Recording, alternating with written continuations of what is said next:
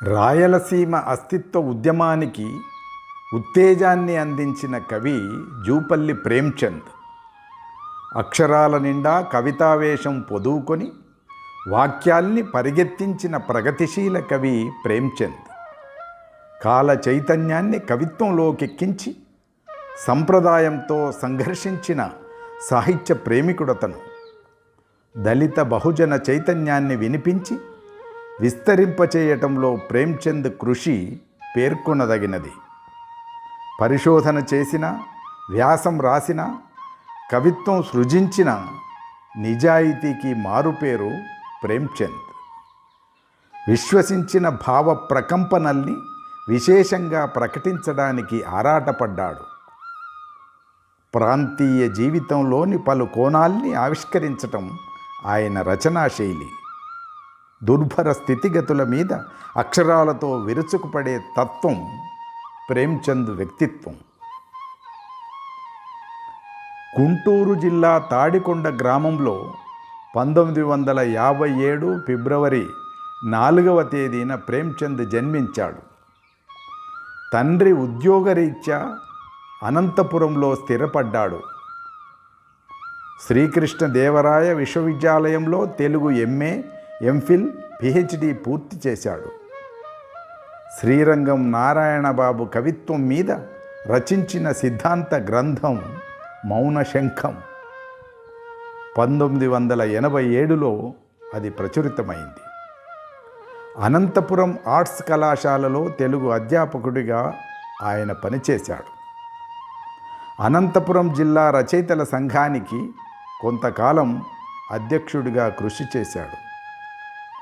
1999లో అవేద అనే పేరుతో కవితా సంపుటి వెలువరించాడు. ఉమ్మడి శెట్టి సాహితీ అవార్డును ఆ కవితా సంకలనం అందుకున్నది. రాయలసీమ కరువు వాతావరణాన్ని చిత్రిక పట్టిన ప్రేమ్చంద్ కవిత పదును. ప్రజల దీనత్వం, ఫ్యాక్షనిస్టుల క్రూరత్వం, ప్రకృతి కఠినత్వం నడుమ నలిగిన జీవన సంక్షోభాన్ని బలంగా చిత్రించిన కవిత పదును. ప్రేమ్చంద్ రచించిన కవిత పదును. పదును. వర్షం వర్షం, రాళ్ళసీమపై రతనాల వర్షం. ఫెల్ఫెలార్భాటాలతో, ఉరుములు తలతలార్భాటాలతో మెరుపులు, వెండి ధారలతో నింగికి నేలకు సేతువు అమరినట్లు వర్షం వర్షం, సర్వత్రా హర్షం. నెర్రలిచ్చిన నేలను మెల్లమెల్లగా గుచ్చుతూ, పగుళ్ళిచ్చిన నేలను పదును చేస్తూ ఒక్కొక్క చినుకే కురుస్తున్నది సుతారంగా మేనుమీద. ఎండను శరీరంతో తాగి తాగి ఎండిపోయిన శరీరం ఎన్నాళ్ళకెన్నాళ్లకు పులకరించింది. ఎండను శరీరంతో తాగి తాగి ఎండిపోయిన శరీరం ఎన్నాళ్ళకెన్నాళ్లకు పులకరించింది, ఎన్నాళ్ళకెన్నాళ్లకు ఒళ్ళు జలధరించింది. హృదయం దూది పింజలా మేఘాల్లో విహరించింది, ఎట్టకేలకు పదును అయ్యింది. పలుగు, పార, మడక, కాడి చేనుకాడికి చేరాయి. పలుగు, పార, మడక, కాడి చేనుకాడికి చేరాయి. నేల తల్లి గర్భ కుహరాన్ని చీల్చిన విత్తనాలు చేశాయి సూర్య నమస్కారం. కల చెదిరింది, కథ మారింది. కల చెదిరింది, కథ మారింది. పల్లెల్లో, పల్లెల్లో కాయలు కాచిన కళ్ళల్లో పూచాయి కలబంద పువ్వులు. ఎడారి మొక్కలకు వేలాడుతున్నాయి శూన్య దృక్కులు. ఇక్కడ మనుషులు చదరంగ పటం మీది పావులు. ఇక్కడ మనుషులు చదరంగ పటం మీది పావులు. భారంగా ఈదుతున్న జీవితాలు, బోధకాలు బతుకులు. హోరుగాలిలో రెపరెపలాడుతున్న దీపాలు. ఆశగా, ఆబగా, ఆలంబన కోసం అనాదిగా చూపుల పహరాలు కాస్తున్నారు. ఇక్కడ ఆకాశం ఎన్నో ఏళ్లుగా మచ్చలేని అద్దం ముక్క. ఇక్కడ ఆకాశం ఎన్నో ఏళ్లుగా మచ్చలేని అద్దం ముక్క. మేఘ శకలాల్లోంచి కన్నీటి ప్రవాహం తప్ప నీటి ప్రవాహం వర్షించదు. మేఘ శకలాల్లోంచి కన్నీటి ప్రవాహం తప్ప నీటి ప్రవాహం వర్షించదు. ముఖాలన్నీ చిట్లిన గాజు ముక్కల్లా కన్నీటి చారికలు కడతాయి. కష్టాలు, కన్నీళ్ళు, బాధలు, భయాలు, వర్షం వర్షం, నీళ్ళు నీళ్ళు. ఎన్నో ఏండ్లుగా ఇదే పలవరింత, ఇదే కలవరింత. ఎన్నో ఏండ్లుగా ఇదే పలవరింత, ఇదే కలవరింత. ఈ ఎడారి ముఖాలపై, ఈ ముడతలు తేరిన ముఖాలపై చినుకు చింత తప్ప కాసింత చిగురింత కనిపించదు. ఈ ఎడారి ముఖాలపై, ఈ ముడతలు తేరిన ముఖాలపై చినుకు చింత తప్ప కాసింత చిగురింత కనిపించదు. ఇక్కడ జీవితం మిథ్య. జీవితం అంటే అకాలంలో పండిన పండుటాకు కావచ్చు. జీవితం అంటే అకాలంలో పండిన పండుటాకు కావచ్చు. జీవితం అంటే నగ్నంగా నాగలి మీద సిలువెక్కడం కావచ్చు. ఇక్కడ మృత్యువు ఎప్పుడూ అకాలంలోనే దాడి చేస్తుంది. మృత్యువే కాదు, బాల్యం, యవ్వనం, వృద్ధాప్యం ఇవేవీ క్రమానుగుణంగా సంభవించవు.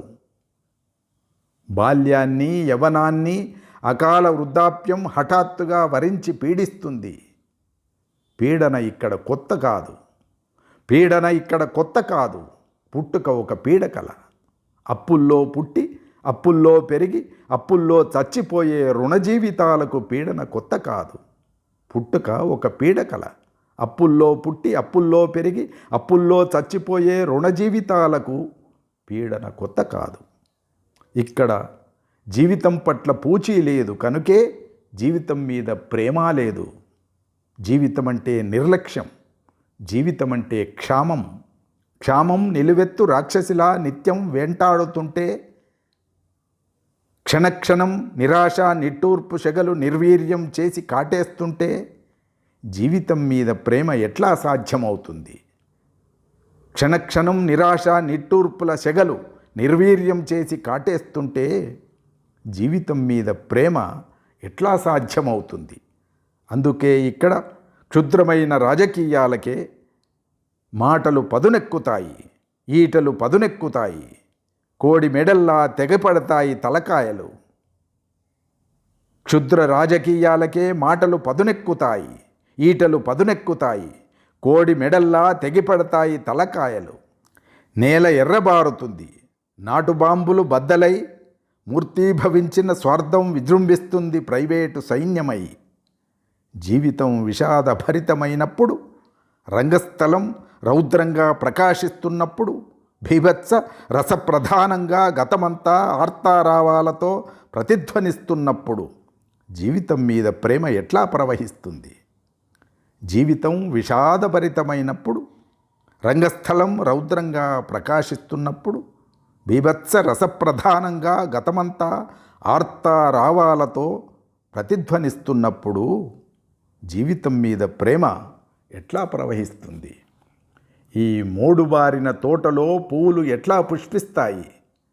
తొలికారు మబ్బుల్లో దొంగాటలాడే వాన దగాకోరుదైనప్పుడు, మలిన క్షుధార్తి బతుకొక దుర్భరమై, జీవితమొక అస్థిరమై, బండలలో మండి మండి బండబారిన జీవితంతో వలస వెళ్ళే బాటసారికి మృత్యుద్వారాలను తెరుస్తున్న నగర రాక్షసి పరాయీకరణ నీడ. బండలలో మండి మండి బండబారిన జీవితంతో వలస వెళ్ళే బాటసారికి మృత్యుద్వారాలను తెరుస్తున్న నగర రాక్షసి పరాయీకరణ నీడ. ప్రసరిస్తున్న జీవితం మీద ప్రేమ ఎట్టా ప్రవహిస్తుంది? పరాయీకరణ నీడ ప్రసరిస్తున్న జీవితం మీద ప్రేమ ఎట్లా ప్రవహిస్తుంది? అయినా తప్పదు, జీవించక తప్పదు, జీవితాన్ని ప్రేమించక తప్పదు. పరాయీకరణ నీడ ప్రసరిస్తున్న జీవితం మీద ప్రేమ ఎట్లా ప్రవహిస్తుంది? అయినా తప్పదు, జీవించక తప్పదు, జీవితాన్ని ప్రేమించక తప్పదు. జీవితంతో అనునిత్యం పోరాడుతూనే ప్రేమించక తప్పదు. నీవు మౌనంగా దాటిపోదామనుకుంటావు. నీ చుట్టూ ఉన్న ప్రపంచం మీద నీకు లక్ష్యం లేదనుకుంటావు. ఒక్కొక్క అడుగు పల్లేరు ముళ్ళపై పడుతూ రక్తాలు ఓడుతుంటే, గాయాలన్నీ విచ్చుకొని బాధంతా శరీరమై మెలిపెడుతుంటే, బాధ ఎప్పుడూ ఏకవచనం కాదు, బాధకు నిర్వచనం బహువచనం.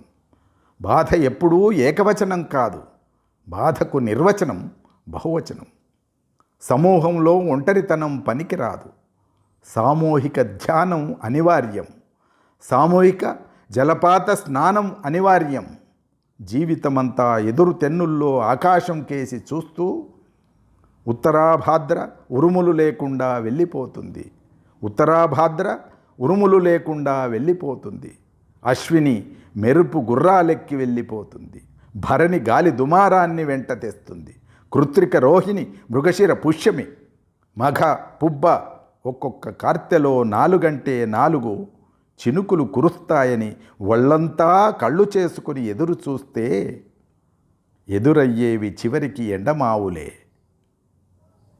4 ఒక్కొక్క కార్తెలో చినుకులు కురుస్తాయని ఒళ్ళంతా కళ్ళు చేసుకొని ఎదురు చూస్తే ఎదురయ్యేవి చివరికి ఎండమావులే. వేసిన విత్తనం కాయ కూడా చేతికందదు.